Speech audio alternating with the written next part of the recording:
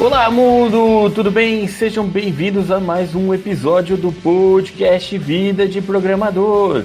O Vida de Programador que já teve uns 5 ou 6 aplicativos mobile de leitura de tirinhas e hoje não tem nenhum. Hoje vamos falar um pouco de mobile, vamos falar um pouco de aplicativos, um pouco dessa vida em dispositivos pequenininhos que cabem na sua mão. E por isso estamos aqui com o Neto Marim. Dá um oi pro pessoal, Neto. E aí, pessoal, beleza? Ou melhor, eu devia ter falado assim, fala, Neto! Boa, gostei. Deixa o link pro pessoal já ouvir meu podcast também. Beleza, vamos falar bastante do seu podcast também. E vamos falar bastante com o Neto logo após aquele nosso breve e momentâneo tempinho de leitura de e-mails. Por que é um breve momento? Porque vocês não me mandam e-mails, então fica bem rápido. Então vamos lá para a leitura de e-mails e a gente retorna com a conversa. You have an email.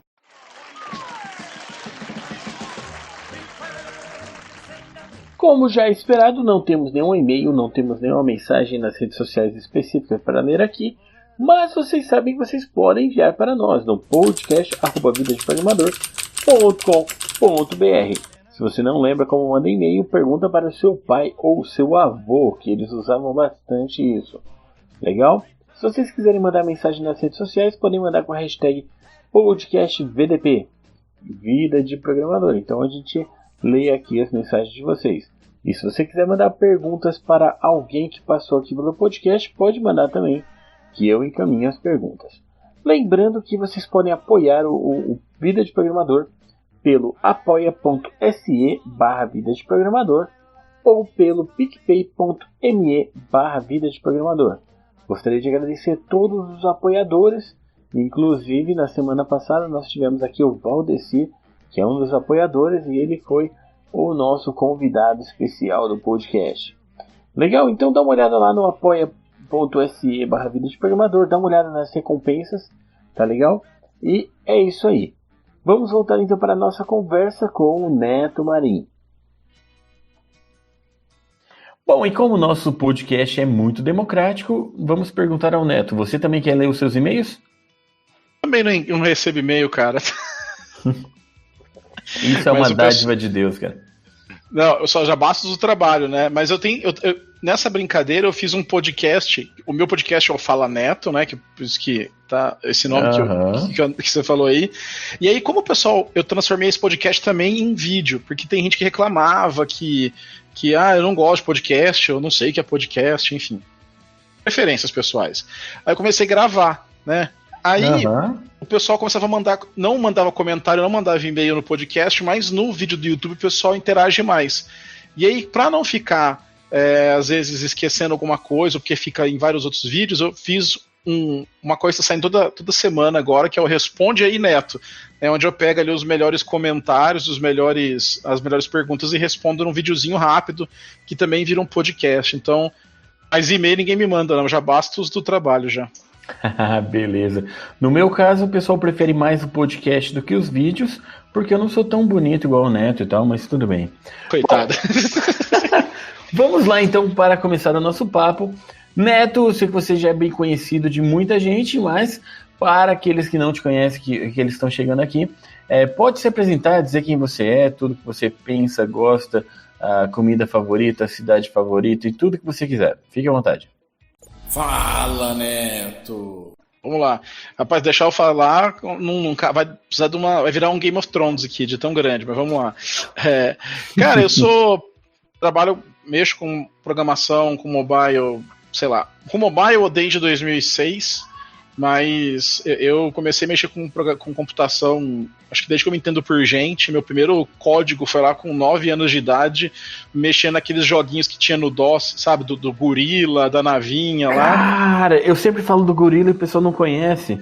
Puta, jogava muito aquilo lá. E minhas primeiras diversões era pegar aquilo era em Basic, né, cara? E eu tinha aprendido o algoritmo fazia pouco tempo, então eu ficava customizando o joguinho, assim, sabe? Tipo, mudando a cara dos macacos, enfim. E adorei esse mundo, e aí sempre tive certeza que eu queria fazer isso.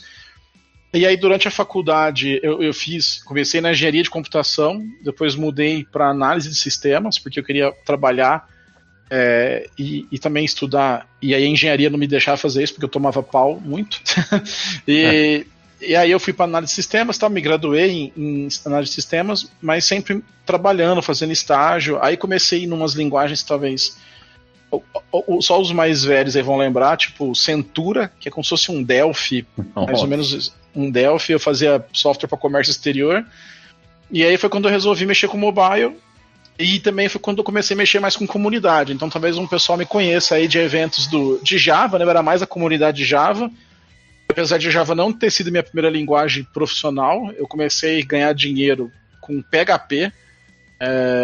Eu fiz um sistema para o meu pai, depois eu trabalhei de estágio numa empresa que hoje é famosa, que é a Dextra, mas na época eu fui o segundo estagiário. Cara, e aí fui me envolvendo com comunidade, palestra, cursos, essas coisas, e até que um momento surgiu uma oportunidade de eu trabalhar no Google, né, e eu já vinha no mobile, pra mim foi um sonho, né, cara, que a oportunidade ali, né, trabalhar com Android no Google, né, cara, então, e aí tô lá, desde 2012, tô trabalhando como a gente chama de Developer Advocate, bonito o nome, né, mas basicamente, algumas empresas chamam de evangelista, mas a gente não gosta desse nome. E parece que eu vou abrir a Bíblia e começar a pregar pro pessoal, né? Então, não é nada a ver. O advocate é mais uma pessoa que essa pessoa vai falar sobre a plataforma, te falar os benefícios, não necessariamente querer te obrigar, né, a usar alguma coisa.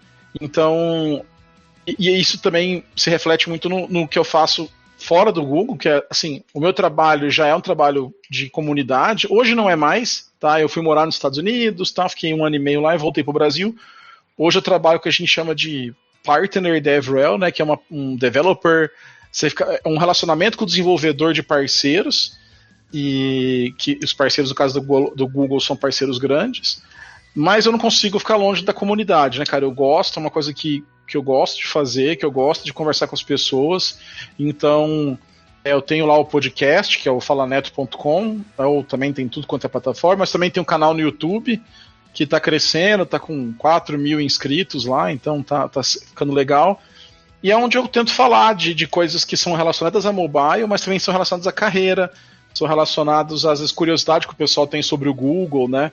Então, e fica nessa. Então, assim, eu sou basicamente um programador que também gosta de falar sobre isso em podcasts, em vídeos, em blogs, assim. Muito bom. Muito legal. Então, como você trabalha no Google, cara, deixa eu te perguntar uma coisa. Você então consegue entrar no e-mail de qualquer um e ler os e-mails, né? Porque... Inclusive, tô vendo aqui que você não pagou a parcela da Casas Bahia, cara. Tá vendo aqui? Você só viu uma. Então, assim, cara, tem muito essa dúvida mesmo, né? Se a gente tem acesso, se a gente pode ver as coisas, né? Cara, tem toda uma questão. A gente tem vários treinamentos, primeiro de ética, né? De éticas e compliance que se fala, né? E de segurança. Então, por exemplo, cara, um dia eu tive um problema que eu perdi uma das senhas, eu esqueci, eu não usava gerenciador de senhas, eu esqueci uma senha que eu usava num telefone, num Gmail.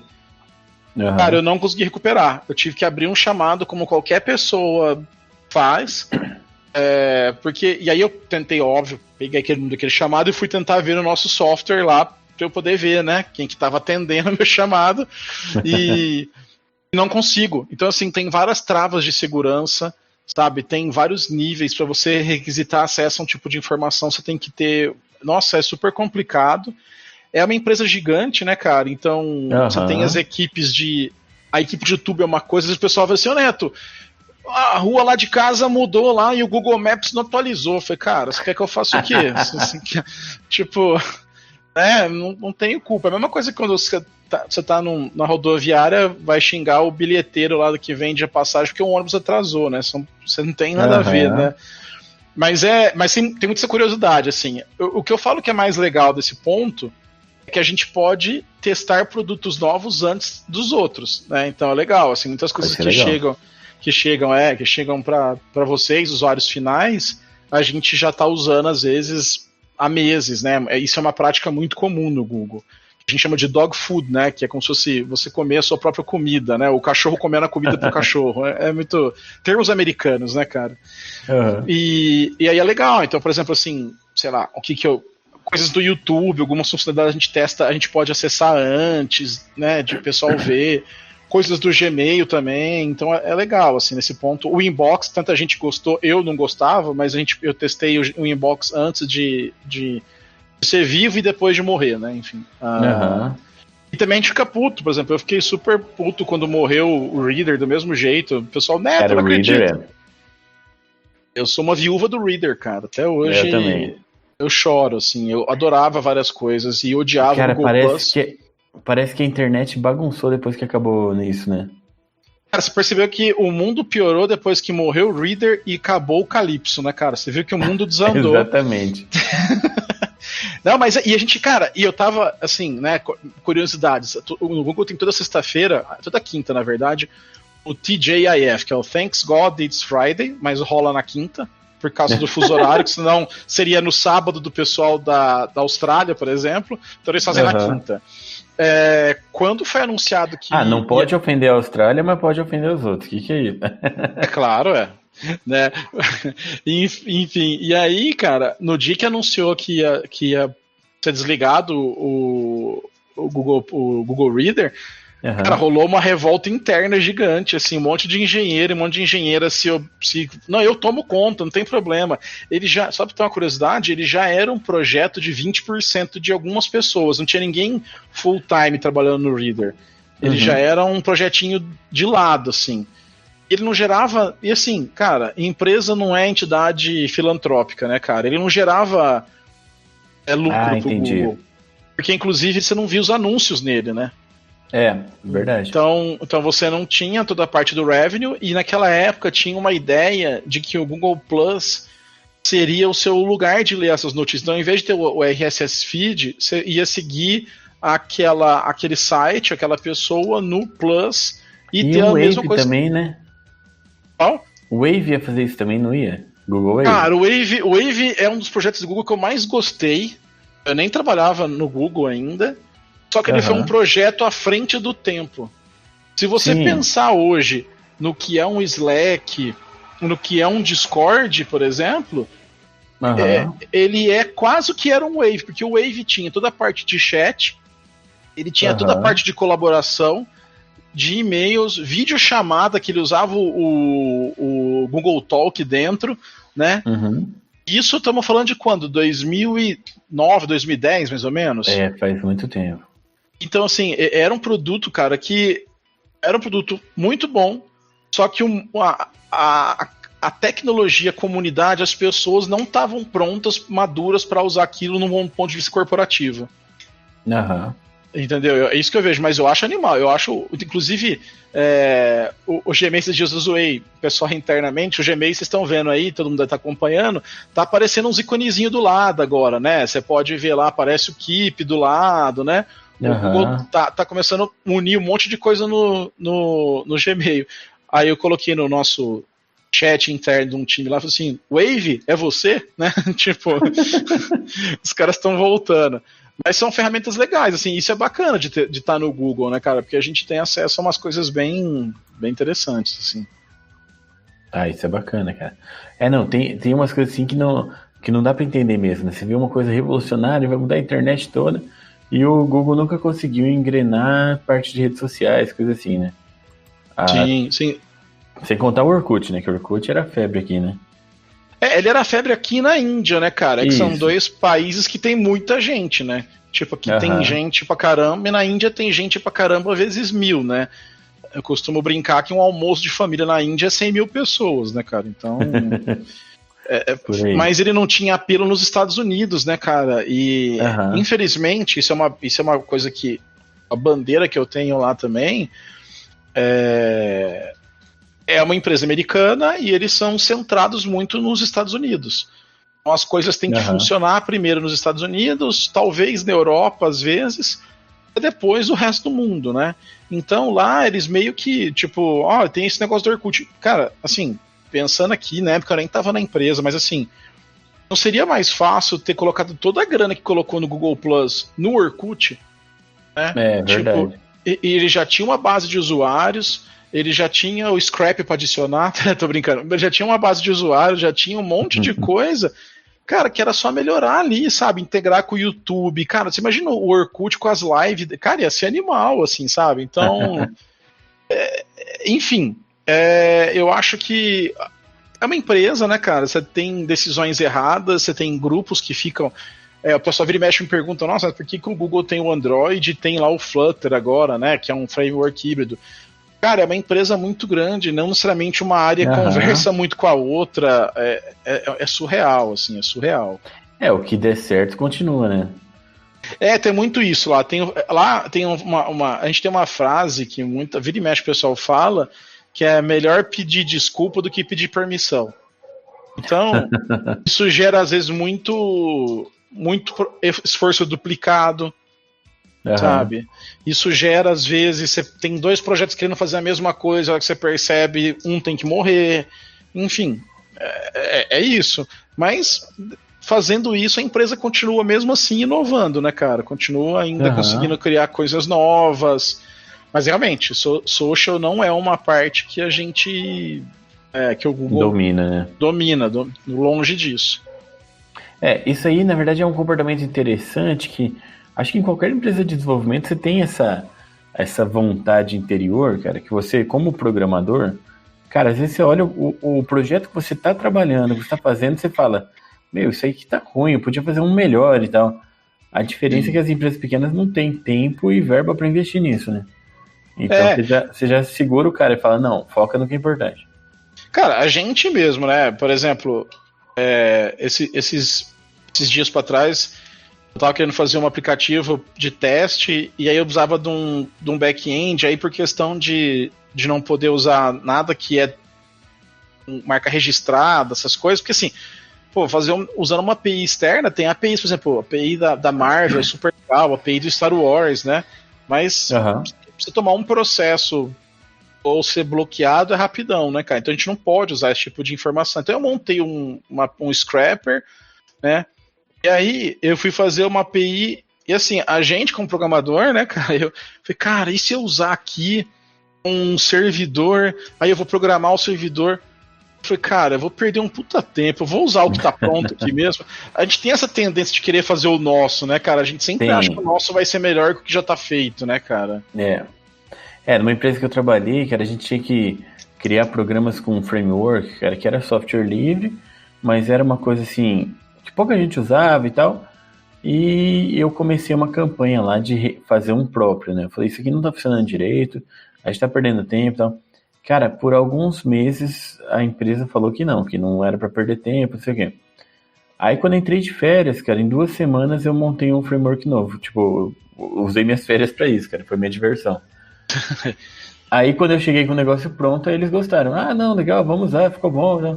Então porque é bem isso, né? A empresa não pode parar e tal, mas o Google tem esse espaço, né? A gente tem, assim, tem esse espaço. O Google tem uma.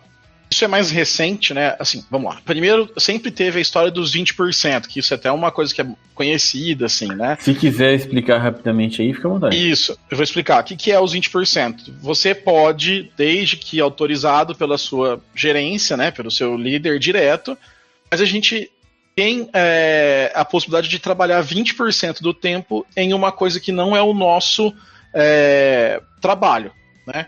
Então, por exemplo, e aí é legal que você gera dentro do Google, a gente tem uma intranet lá, né? E aí tem um site que são postadas as vagas internas, porque assim, isso é legal também dessas empresas grandes, né? Hoje eu trabalho com Android. Sei lá, me deu a louca e eu quero trabalhar com Go. E eu vi que tem uma vaga de Go. Eu posso aplicar para essa vaga e tentar me transferir, sabe? É bem legal. Aí lá também o pessoal posta as vagas 20%. Então imagina assim, tô fazendo o novo Google Reader, vamos brincar assim, né? E aí eu preciso de alguém, cara, eu sou péssimo de front-end, né? Eu sou péssimo de fazer front-end web. Eu boto lá, preciso de alguém, engenheiro 20% para fazer o Google Reader novo aqui. E aí você pode fazer. E aí a pessoa pode fazer.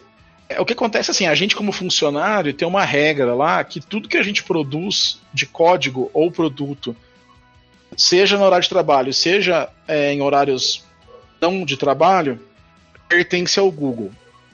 No Brasil isso não se aplicaria, mas assim, eu não vou processar a minha própria empresa que eu trabalho, né? Enfim, é direito autoral, né? Porque assim, você está usando recursos deles para produzir alguma coisa, então é deles, né? Você pode pedir uma exceção. Então, por exemplo, uma vez eu tive uma ideia de um aplicativo, eu posso entrar lá, preencher um formulário, e eles falam, ok, você pode ter isso no seu nome, só que você não pode usar computador nosso, você não pode fazer isso durante o horário de trabalho, enfim, um monte de coisa. Aí, mais recentemente, então sempre existiu esses 20%. Então, tinha gente que usava isso para estudar, para pesquisar alguma coisa, para criar produtos, né? Por exemplo, o Google News, cara, ele saiu de um 20% de um cara que no dia do 11 de setembro, lá do ataque às Torres Gêmeas, ele não conseguiu entrar em nenhum site, porque todos os sites caíam. E aí ele falou, cara, e se a gente tivesse um lugar centralizador de notícias que carregasse de uma forma mais leve, distribuída, pronto, e nasceu o Google News dali. Que virou um produto e tudo mais. Então você tem essa liberdade, né, de fazer isso. Isso é, inclusive, às vezes o que te dá o balanço, né, cara? Porque aquela história de, acha que uma coisa que você ama e não será trabalho é bullshit, né, cara? Porque por mais que você ame, você vai encher o saco alguma hora daquilo, né, cara? Tem uma parábola desse negócio que fala o seguinte, que, como que é? Trabalhe com o que você ama e logo você não vai amar mais nenhuma coisa. Por aí. Não, e assim, eu adoro programar. Eu sempre fiz isso na minha vida. Aí eu paro de trabalho, mas eu tô ficando em home office 100%, né, cara? Aí minhas filhas, elas têm, uma tem 9, outra tem 6. Fala, papai, você tá trabalhando? Não, não tô trabalhando. Mas você tá no computador? Não, mas eu gosto do computador mesmo sem trabalhar, né? Então às vezes eu tô que nem fazendo esse scrapper que eu fiz, brincando alguma coisa, mas é diferente, né? Então isso ajuda também você a balancear. Às vezes você tá de saco cheio do seu chefe, de saco cheio daquela tarefa que você tá fazendo, aí você tem 20% que, a grosso modo, é um dia por semana. Se você considerar que tem 40 horas, você tem 8 horas de trabalho, então é um dia, né?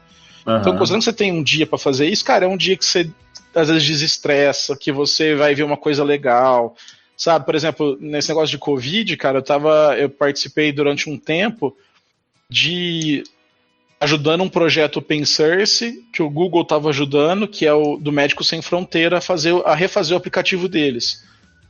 Então, era bacana pra caramba, eu me sentia útil, sabe? Eu conheci gente nova no projeto, então é legal. E aí, mais recentemente, deve ter uns 3, 4 anos, o Google criou uma aceleradora interna. Isso é muito legal. Você preenche lá um formulário e faz uns slides, grava um videozinho explicando o que é a sua ideia, e se você tiver já um protótipo, alguma coisa melhor ainda. E aí eles escolhem, a cada 6 meses, eles escolhem um grupo de X ideias, X equipes, e você tem pelo menos 6 meses para trabalhar nessa sua ideia. Com salário, com tudo pago, normal. E depois desses 6 meses, você pode ou voltar para sua vaga que você estava, ou até procurar um trampo novo dentro. Entendeu? E é super legal, cara. Tem várias ideias, assim, né? Não dá para falar porque elas são ainda super confidenciais, mas é super legal, assim, que você vê coisas lá, assim, cara, que ideia foda. E tem projetos que eles vão renovando. Quando o projeto é bom, você fica por pelo menos 6 meses. Mas eu tava dando uma olhada ontem, que eles mandam, né, os newsletters e tal, eu tava lá olhando, tem um pessoal que tá nisso desde 2018, cara, e fica sendo renovado. Então imagina, o cara tá trabalhando numa coisa que era para ser 20%, ele tá trabalhando 100%, ganhando salário, e ainda depois pode virar um diretor do produto, pode virar um VP, sabe? Uma coisa assim até. É super legal isso. Mas assim, eu sei que é confidencial, mas tô pausando a gravação, pode falar aí numa boa. Sei. Beleza. Eu tentei. Sempre bom. Mas e aí, o que você tá fazendo lá dentro, cara? Você tá mexendo com a parte mobile, mas o que você faz na prática ali, como advocate, como que é o seu dia a dia? Legal. Bom, agora nessa época da Covid especificamente, o Google e a Apple lançaram uma API, né? que é a Exposure Notification, né? Exposição de notificação. Inclusive, se você está ouvindo isso, se você está no Brasil, instale o aplicativo, chama Coronavírus SUS. A gente ajudou a Apple, que o governo brasileiro fez, tá? Independente da sua corrente política, de quem você votou, deixou de votar. É um aplicativo que ele faz o quê? Ele usa tecnologia Bluetooth, né, para determinar que você esteve perto de alguém. E as pessoas que testam positivo informam o resultado no aplicativo, o resultado de maneira confidencial, tudo certinho. E aí as pessoas que tiveram contato com você, por exemplo, que chegaram perto de você, elas são notificadas, mas não fala que foi com você, não fala nem um dia, fala assim, olha, você esteve perto de alguém que foi diagnosticado com Covid, né? Então isso ajuda a quebrar o que a gente chama de cadeia de contágio, um monte de coisa. Bom, por que eu falei isso? Fazer a pessoa se isolar. Isso, porque a gente tá. Quando lançou essa API, então assim, você imagina, é um projeto gigante. Hoje são acho que 15 países, tá? Até o dia da gravação são 15 países que já lançaram os aplicativos. Então tem toda uma equipe de engenharia que trabalhou nisso, de design, que foi para fazer as telas, tem toda uma equipe da parte legal que fez os contratos, que conversa. E aí chega numa hora que os governos têm que implementar isso, né? Tem que pegar lá a documentação da API e implementar.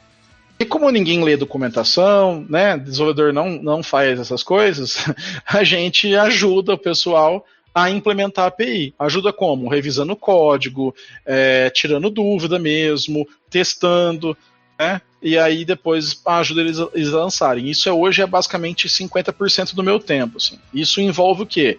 Ter que fazer um monte de reunião, saber como está indo, verificar se a API está funcionando certo. Então tem todo esse trabalho aí, um trabalho bem legal, mas que eu espero que acabe, né? Porque isso uma hora ou outra vai deixar de ser uma pandemia, né? Enfim, e aí vai parar esse trabalho. Mas no meu dia a dia, em geral, eu faço esse mesmo tipo de trabalho de assessoramento, digamos assim, só que com parceiros do Google grande, né? Então, sei lá, alguns que eu posso lá que eu trabalho junto, tipo a Globo aqui no Brasil, Mercado Livre, que é da Argentina, mas também tem no Brasil, atua no Brasil, né? Então imagina, sei lá, o Google vai e lança a nova API de fazer review do aplicativo sem precisar ir na loja, faz de dentro do aplicativo mesmo, né?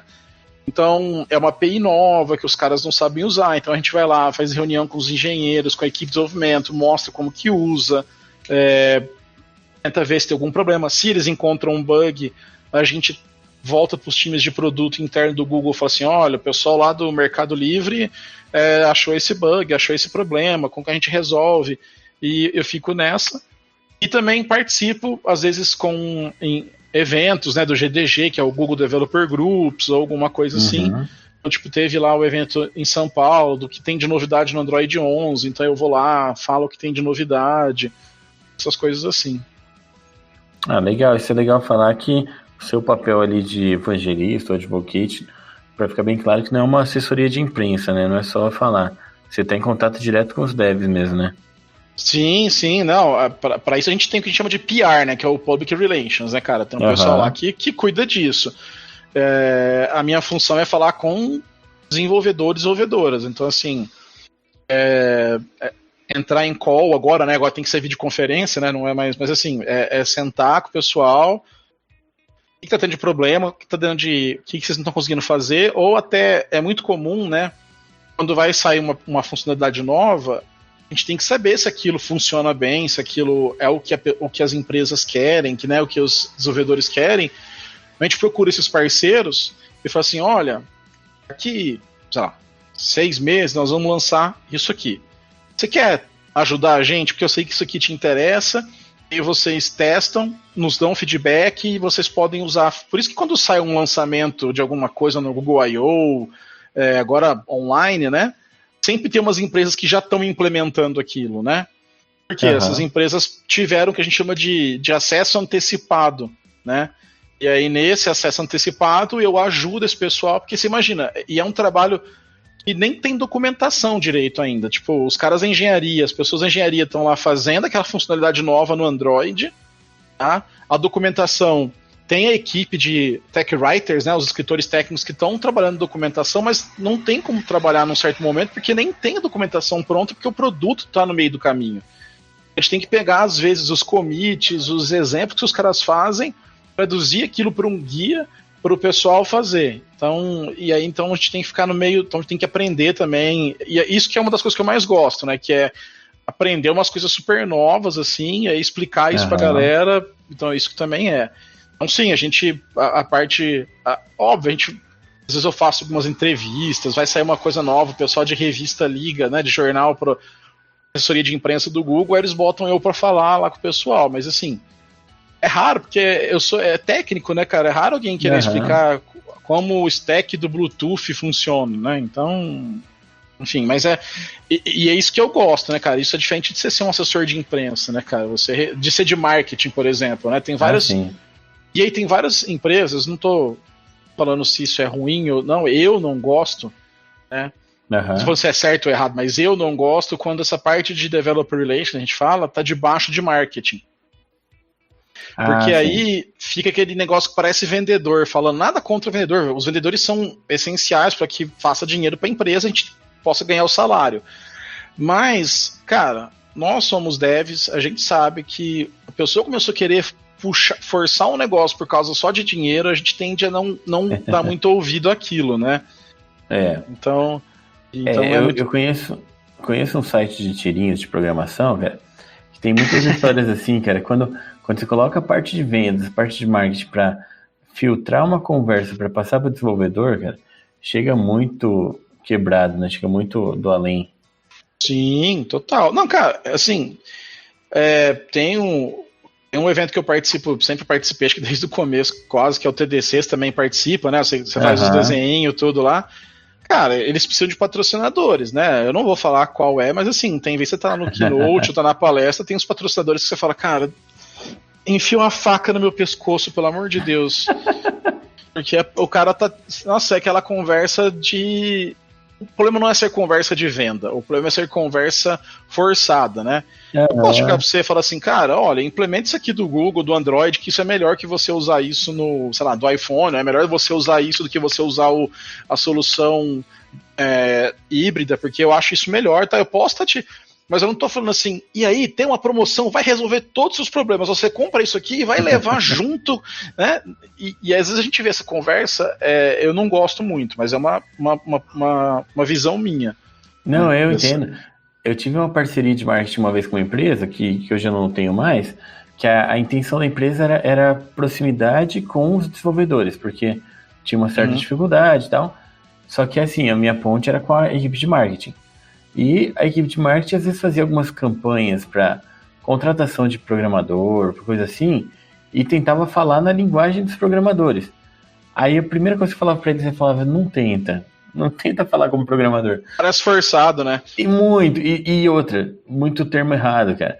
Tipo, vai fazer uma piadinha em relação a código, aí sei lá, você pega uma linguagem que não tem ponto e vírgula e fala que tá faltando ponto e vírgula, sabe umas coisas assim que... A pessoa ouviu falar que o maior problema é que falta ponto e vírgula. Aí bota um código em Python lá. Então... Cara, eu odeio essa piadinha do ponto e vírgula. Porque assim, até o VI tem extensão pra você colocar naquela desgrama que você tá programando em Java, por exemplo, ele acha a falta do ponto e vírgula. Então se você não tá... Se você tá tendo... e aí eu também já vi as empresas fazendo piadinha com ponto e vírgula. Eu falo assim, vocês pararam em que ano? Vocês estão programando com um bloco de notas? Né? Tipo... Não, eu tiro o sarro do ponto e vírgula até pelo senso comum, cara, porque... Pelo senso comum, não, mas não numa ação de marketing, né, cara? Exato. Não numa ação de marketing. Cara, eu já vi uma ação de marketing, cara, de uma grande empresa de software, cara, que produz sistemas operacionais proprietários. A do zero e do count, do size. Isso, que eu falei, como? Que vacilo. Que passou isso? Pra quem não pegou a ideia, foi fazer aquela tiração de sarro que o desenvolvedor começa a contar em 0, aí mostra 3 elementos e fala que só tem 2, porque o desenvolvedor só vê 2. Não, você não vê 2, você vê 3, mas você começa a contar do 0. É o ordinal, o cardinal é diferente. Eu lembro disso, não, mancada. Mas, cara, isso é uma coisa que lá no Google a gente briga direto, assim. Briga, né? Briga no bom sentido. Eu trabalhava no time do Google Assistant uma época, eu fiquei 1 ano no time do Google Assistant. E o marketing do Assistant, ele é para o usuário final. Né? Porque é quem compra o assistente. E a gente falava... Minhas crianças amam ficar no celular pedindo pra ele contar piada. As minhas também. Pra tocar música, então, cara. Que toca de Despacito e Dona Maria, pelo amor de Deus. E aí, cara, eles tinham um marketing comercial. E aí, quando, às vezes, eles estavam ajudando a gente a achar eventos para ir palestrar, por exemplo. Cara, ele mandava evento de consumidor pra gente. Não. Aí até que a gente conseguiu separar e ter uma área que a gente chamava, inclusive, de Dev Marketing. Né? Que é marketing para desenvolvedor. Então era um pessoal que já entendia um pouco mais. Então a gente falava, cara, não tenta fazer gracinha. Faz newsletter, faz vídeo técnico, sabe? E aí rolava. Mas, puta, esses casos aí que você tá falando, esse daí é clássico, né? Esse aí foram super criticados, né, cara? Enfim, não dá. Você olha assim e fala, não pode ser que só eu vi isso, cara. Como que passou por aprovação e tal? Mas deixa eu te fazer uma pergunta aqui de curiosidade minha, cara. Como que tá hoje, assim, a parte mobile do Android, cara? Porque começou tudo com o Android Studio Java, aí veio a ideia de que agora não é Java, agora é Kotlin, aí agora tem o Flutter, agora tem um monte de híbrido e tal. Eu tenho até bastante gente que está seguindo aqui que é iniciante na área, na programação. Qual que é o caminho para o cara começar com o mobile hoje, se ele quiser focar no Android? Vamos lá. Vou até fazer o jabá já. Em 2 episódios, tanto no podcast e o vídeo, né, no YouTube, que são os então você escolhe a mídia que você mais gosta para seguir. Um deles, primeiro, tem um episódio que é assim, e o Flutter, onde eu falo sobre as aplicações híbridas. Tem um outro que eu falo sobre Java ou Kotlin, tá? E tem um outro que eu falo sobre Kotlin ou nativo ou híbrido, né? São 3 episódiozinhos lá, cada um deve ter uns 20, 30 minutos, mas basicamente é assim, cara, o que eu gosto de falar? E aí eu vou ser bem sincero.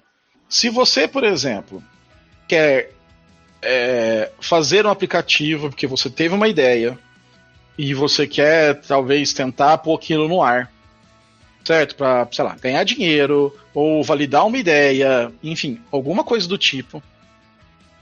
E aí você quer fazer isso o mais rápido possível.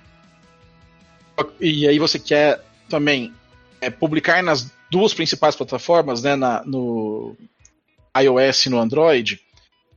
Aí o Flutter hoje, para mim, é a melhor opção. Tá?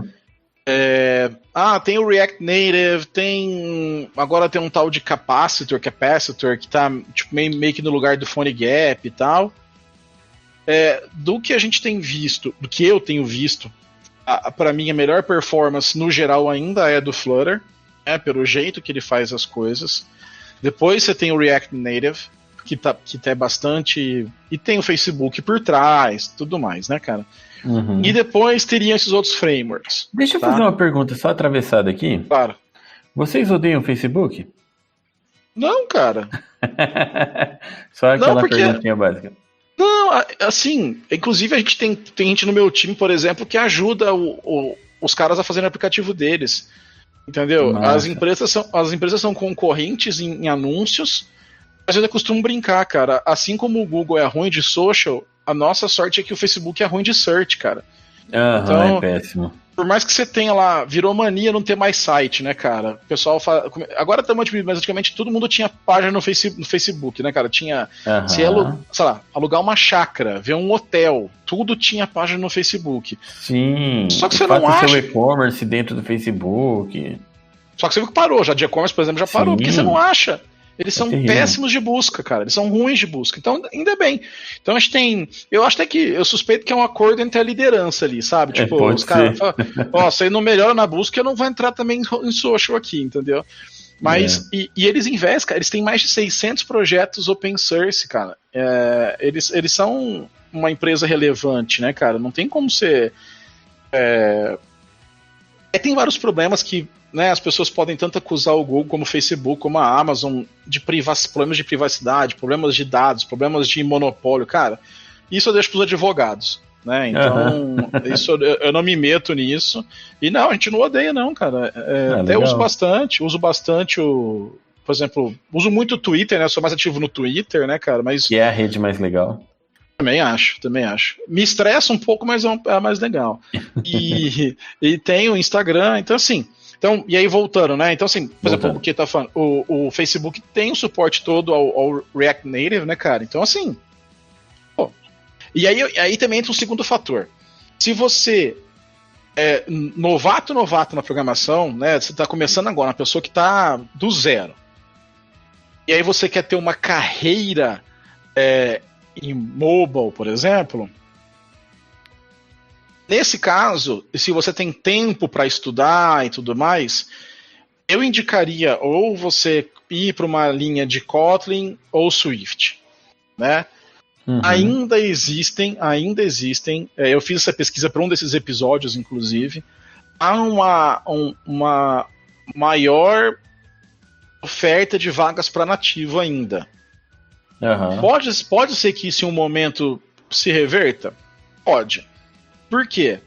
Porque que vai acontecer, cara? Os telefones estão ficando cada vez melhores, né? E aí toda essa questão de ter uma pilha a mais, de ter uma camada a mais que esses frameworks têm, daqui a pouco isso vai ser irrelevante, né? Então pode ser que chegue um momento que a performance dos dois sejam praticamente iguais. Hoje elas já estão muito próximas. Que aí você tem a vantagem de desenvolver um para tudo, né? No Exatamente.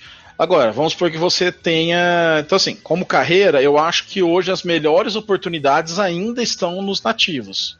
O que parece. Mas deixa eu te perguntar. Você falou, se tiver tempo, estudo nativo. Como que tá a curva de aprendizagem do Flutter? Tá mais rápida? Cara, eu acho, assim, eu tenho estudado recentemente o Flutter, tá? Eu tinha mexido com Dart há um tempo atrás. O Flutter é o framework, né? Ele usa Dart por trás. Enfim, e aí ele tem toda essa questão. A curva de aprendizado, ela é menor, só que aí entra um detalhe que muita gente não comenta sobre híbridos em geral. Tanto o Xamarin quanto o React, e menos o React, mas mais o Xamarin e o Flutter, você vai precisar ter você vai precisar, mas ter conhecimento da plataforma nativa vai te dar uma facilidade em algumas coisas. Legal. Então, assim, pode perguntar para pessoas de Xamarin, pessoas de Flutter, cara, é bom eu saber o nativo? O cara vai te falar que é. Entendeu? Porque aí você tem, por exemplo, você chega numa coisa mais específica, talvez você tenha que fazer um componente no nativo para usar no Flutter. Enfim, então assim, tanto que você pode ver que as vagas que tem, vai no LinkedIn e procura, por exemplo, as vagas que tem Flutter ou React Native, no geral, elas também têm assim, conhecimento de Android e iOS nativo. Entendi. Entendeu? Então assim, a curva de aprendizado, eu não vejo muita diferença. Assim, Objective-C e Java tem uma curva de aprendizado um pouquinho mais complicada. Kotlin e Swift, cara, são super fáceis de aprender. O Kotlin no caso, que é o que eu mais gosto. Eu acho uma linguagem... Eu tô usando pra tudo agora. Tudo eu faço com Kotlin agora. Eu faço até back-end. Eu acho muito massa. E tal. Eu acho que nesse ponto de curva, se você não sabe nada, o Kotlin, o Swift e o Dart estão pau a pau ali. Agora, se você vem do mundo front-end, por exemplo, óbvio que aprender um React e aprender um Flutter vai ser mais fácil para você. Tá? Entendi. E óbvio que se você já tiver um background de Java, aprender Kotlin é sossegado. Eu acho que assim, cara, e aí a gente estava conversando aqui antes de começar a gravação, né, do negócio não existe full stack, né, cara, na minha opinião. E assim como também não existe o full stack mobile. O cara pode saber Android, iOS, Flutter e React Native, por exemplo. Ele pode saber esses 4. Mas em algum desses essa pessoa vai ser melhor. Entendeu? Então, assim, se você quer ter a sua empresa, fazer freela, cara, você vai talvez ter que aprender os 4. Mesmo que você use o React Native, você vai ter que saber coisas da iOS para testar, saber coisas do Android para testar, coisas que podem dar pau nas duas. Só procurar nos fóruns. Tem coisa que está funcionando bem no Android, não funciona bem no iOS e vice-versa. Né?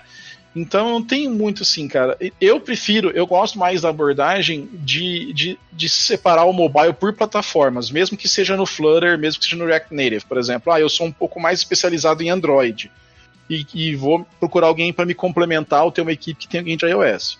Agora, se você vai fazer uma coisa sozinha, uma startup, uma ideia sua, ou você está estudando, vai com fé e seja feliz, entendeu?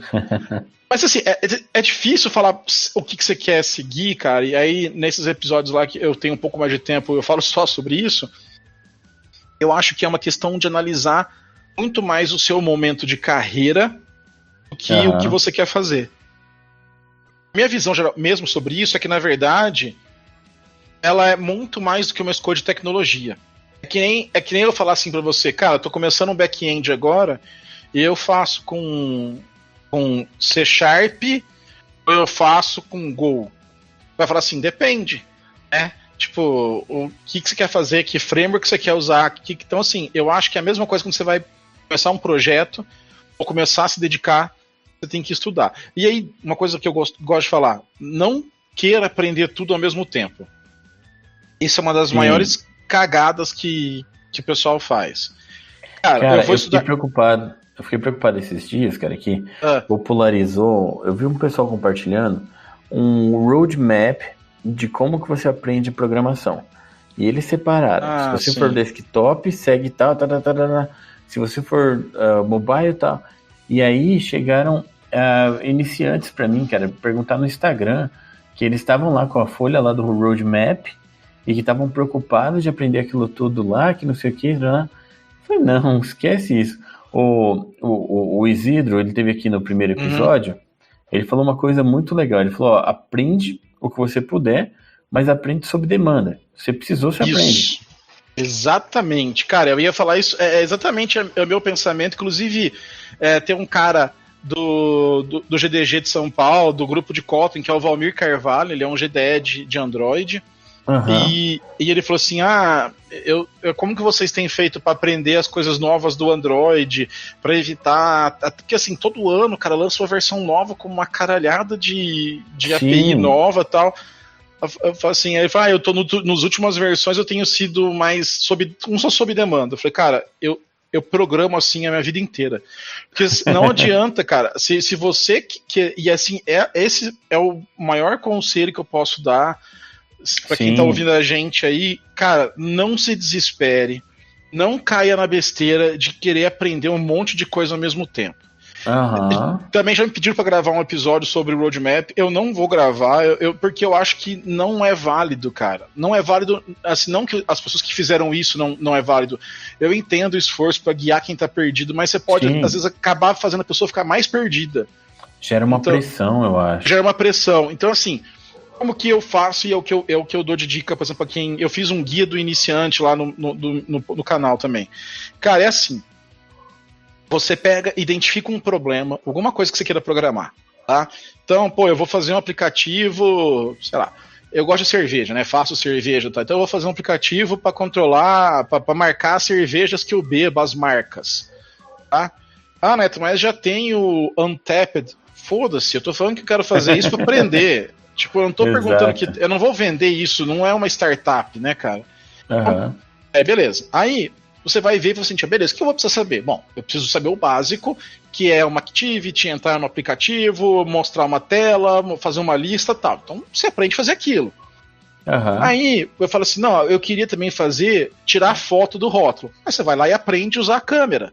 Agora eu queria salvar isso num banco de dados, numa API. Aí você vai lá e aprende. Eu preciso aprender agora como que eu faço para usar RX, não sei o que lá, programação reativa. Não! Visão computacional. Não, eu vou pegar aqui, quando eu apontar, ele vai pegar o rótulo, ver que tipo de cerveja que é, me sugerir a comida que eu quero. Vai tomar banho, cara. Se você fizer isso, você não tem que estar aprendendo mobile, você tem que estar fazendo outras coisas. Então, assim, exato. E aí, cara, nisso, por exemplo, o negócio tem coroutines no Kotlin. Cara, eu fui estudar coroutines, mas agora, porque antes não precisava. Então, assim, Você quer aprender a programar para mobile? Ah, Neto, então, mas primeiro eu tô perdido em qual que eu escolho. Você falou e não explicou. Cara, escolhe o que você tem mais facilidade com web, você já vem da web? Cara, começa então num Flutter da vida, num React Native da vida.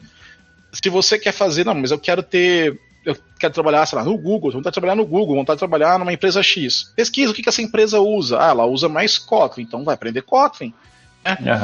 Aí você, então sim, por isso que eu falo que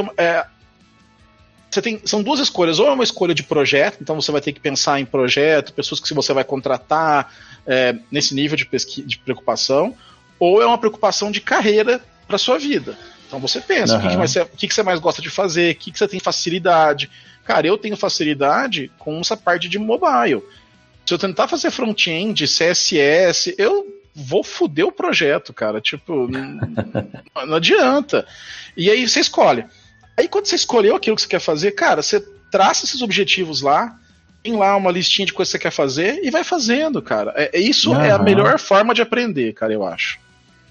Não, cara, muito bom. Eu acho que tem um momento da vida da pessoa também, cara, que influencia, cara, porque eu tava na faculdade, eu precisei usar C++, e eu sabia pouco, cara. Cara, eu li um tutorial do começo ao fim, cara, aprendi tudo que eu podia, cara. E aí eu me senti até confortável com isso, beleza.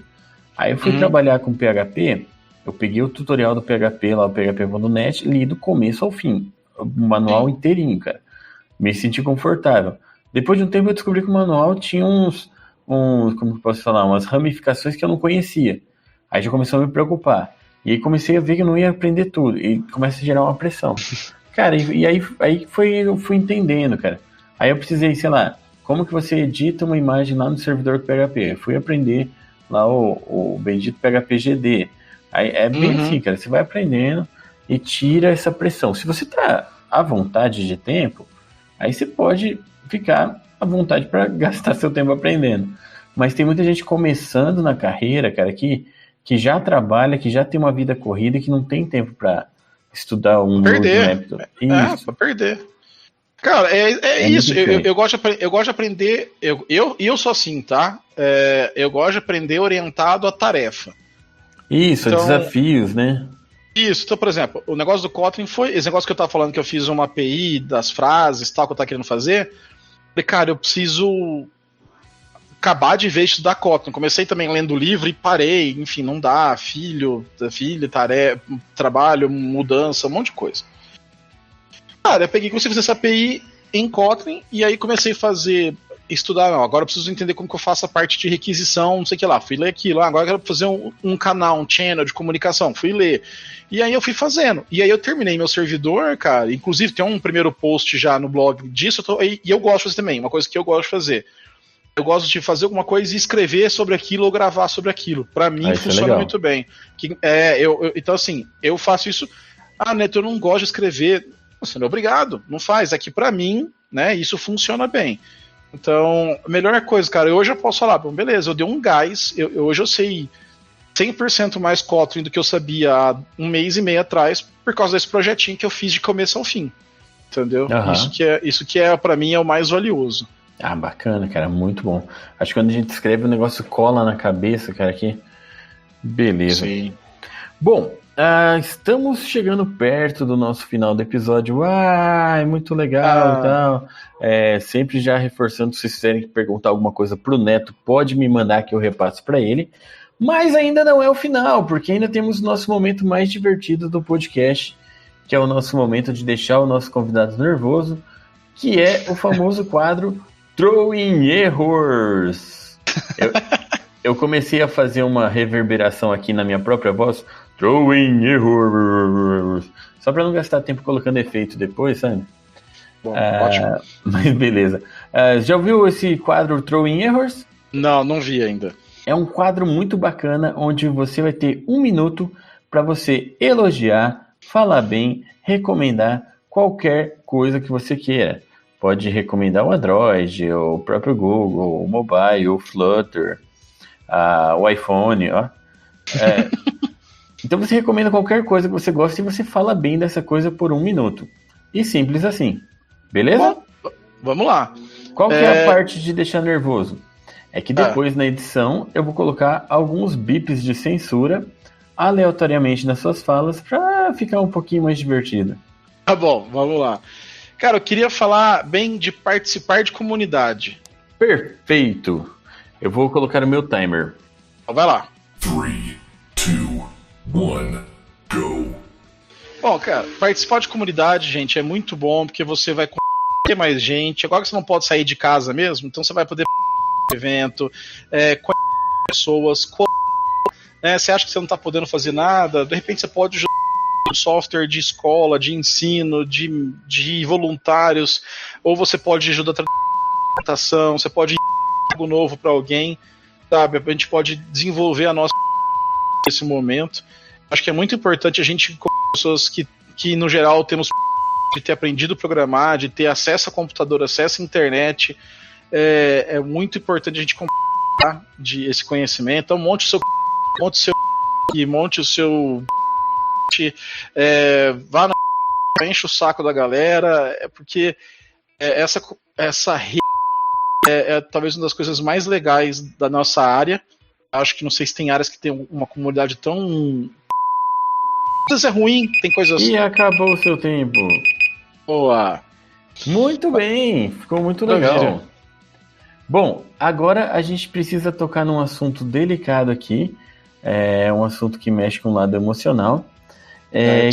Que é o seguinte, eu te conheci, na verdade, pela sua foto, certo? É uma fala meio stalker nessa... Te conheci pelas suas fotos e tal. Desenhar, né? Isso, foi por causa dos desenhos do TDC, que um dos primeiros TDCs que eu desenhei, se não foi o primeiro, você já estava lá. E aí teve um pedido, que eu não sei se foi seu ou da Yara, para colocar um Google Glass no seu desenho. Foi da Yara, com certeza. Ah, legal. E aí, cara, aí vem a parte emotiva e que eu tenho uma mágoa profunda no meu coração, cara. Porque eu sou uma daquelas pessoas que achei o máximo a ideia do Google Glass e fiquei esperando, e chegou um ponto da minha vida que eu falei, eu vou ser a única pessoa do mundo que não tem esse negócio, e aí o Google foi lá e acabou com ele. E você que é um cara que tinha o seu Google Glass, o que você tem a dizer a respeito? Cara, e o pior é que eu não tinha Google Glass, porque como não tinha, era um hardware experimental, e por ele ter o Wi-Fi, ele não tinha a aprovação da Anatel. Então a gente não podia nem trazer para cá. E, na verdade, aquilo sempre foi beta, né? Ele era o programa Explorers que foi feito. Inclusive, tem um post disso no meu blog, netomarim.dev, que o Google Glass não foi um fracasso, que é explicando justamente isso, né? O Google Glass ele foi a base para várias outras funcionalidades que a gente tem em outros produtos, tá? E que ele cumpriu o papel dele, que era ser beta mesmo, assim. Então ele levantou discussões de privacidade, né, cara? Você entrava num banheiro com aquele negócio, podia estar gravando o pessoal dentro de um banheiro, por exemplo. E rolaram agressões físicas em alguns estados dos Estados Unidos por causa disso. Então, assim, é uma tecnologia super legal. Eu acho que ele tinha alguns problemas ainda, questão de bateria, ele esquentava um pouco, tal. Mas eu acho que a gente vai ter no futuro alguma coisa daquele estilo. Eu usei 2 vezes quando eu fui pra lá, a gente podia usar alguns dias lá. Por exemplo, eu dirigi com ele, aí eu vi o Google Maps, ao invés de ficar olhando pro celular, você via ele no seu óculos, né, cara? Então isso era bem legal. Que massa. Mas também você parecia às vezes tava tendo uma convulsão, ficar olhando pra cima assim do nada, entendeu, cara? Porque era meio estranho, tinha que melhorar a interface. Mas eu acho que a gente vai ter coisas, não necessariamente do Google, mas vindo aí logo logo, cara. Mas era legal, eu também queria ter também fiquei chateado e não pude comprar. Não, eu até brincava que o pessoal fala que o problema do celular, cara, é que você tá hoje, sei lá, numa reunião de família, todo mundo está com a cabeça baixa ali olhando o celular. E o Google Glass tem a grande vantagem que você pode continuar olhando para a pessoa, só que assistindo o vídeo, em vez de ouvir ela falar, né? Então, é uma grande vantagem, né? Isso, mas mais ou menos também, porque fica... Então, mas é que você fica tendo que olhar pra cima, ele não é na linha certa do seu olho, ele era um pouquinho pra cima. Aí é estranho. Beleza. Mas tudo bem. Imagina que interessante, né? Você lá falando com a pessoa e de repente sai um somzinho do filme. Mas não saía, era por bone conduction, era por condução óssea. É verdade. Beleza. Não sairia. Mas você poderia dar uma risada do nada, né, cara? Imagina você tá vendo alguma coisa e a pessoa falou uma coisa super séria, minha mãe morreu, você quer dar uma risada, não ia pegar muito bem, né, cara? Cara, tem um vídeo, cara, aqui numa igreja nos Estados Unidos, que eu não sei se era um sermão comum ou se era um velório, cara, que o cara tá abaixado, parece que ele tá orando, cara, e de repente... ele grita gol! Isso! Que é fantástico aquele vídeo. Então, aconteceria o mesmo. Tudo bem. Bom, vamos lá. A gente falou um pouco do Fala Neto, mas agora é a sua vez de falar suas recomendações finais e jogar todos os links que você quiser aqui, falar para o pessoal te encontrar e tal. Fique à vontade. Valeu, cara. Primeiro, obrigado pelo convite. Sou fã das suas tirinhas há muito tempo e foi, né, não sei se você lembra, mas eu te entrevistei também pro meu podcast lá no Dev Community Cast. Uma vez a gente estava num evento lá. Lembro. Tem um episódio com você lá. E é muito legal esse negócio de rede, porque a gente, né, mora super longe, mas a gente vira e mexe, comenta coisa, toca ideia por rede social, então eu acho muito legal. Me autoconvidei por episódio, né, cara? Então fico feliz de você ter me convidado depois do meu autoconvite. Mas estava na listinha já. Legal, bacana. Mas é isso aí, pessoal. Quem quiser, eu falo de carreira, quando eu falo técnico, geralmente é mais na parte de mobile, mas também falo de carreira, algumas dicas de como tirar seu app do papel. E aí você pode escolher, né, que tipo de mídia que te agrada mais. Se você quiser ouvir, você está vendo esse podcast, o Fala Neto, tem nas principais plataformas, Spotify, no Google, no Deezer, na Apple, tudo mais. Tem o YouTube, que é o youtube.com/netomarim, e tem o meu site, que aí é blog, para quem gosta de ler. Lá eu publico não com uma frequência tão assim, uma cadência, mas está lá, que é o netomarim.dev. E o lugar mais fácil de você me encontrar é no Twitter, e eu costumo sempre fazer o disclaimer, né? O André já deve ter visto eu falando isso. O perfil é pessoal, né? Então eu posto coisas técnicas, mas também posto coisas aleatórias. Então, se você for lá para encher o saco que eu não falei de Android o dia inteiro, nem vá. Então, o André sabe do que eu tô falando, né, André? Algum pessoal às vezes fica bravo comigo lá, né, cara? E o público da terceira idade também, ele fala sobre o Santos também. Isso, boa. Mas morreu muita gente, né, cara? Acho que só sobrou eu e mais uns 3 já, com o negócio de Covid. Aí matou um monte de velho, cara. Tamo foda. Mas é isso, cara. Brigadão pelo convite. É um prazer participar. E quem quiser, chega lá no Twitter, vamos trocar ideia. Não, valeu, cara. Te agradeço por aceitar o convite. O seu próprio convite, mas obrigado. Mas, cara, eu falo que eu tenho uma vantagem de ter demorado para começar o podcast, cara, que eu tenho muita gente boa para chamar. E você, cara, é um dos... Tava encabeçando já a minha lista ali. Legal. Muito legal, cara. Valeu mesmo. Valeu! Beleza, valeu todo mundo que está ouvindo até agora, valeu. Não esqueça que vocês podem apoiar também o nosso podcast, o Vida de Programador em geral, no Apoia-se ou no PicPay. E é isso, gente, até o próximo episódio e tchau! Tchau!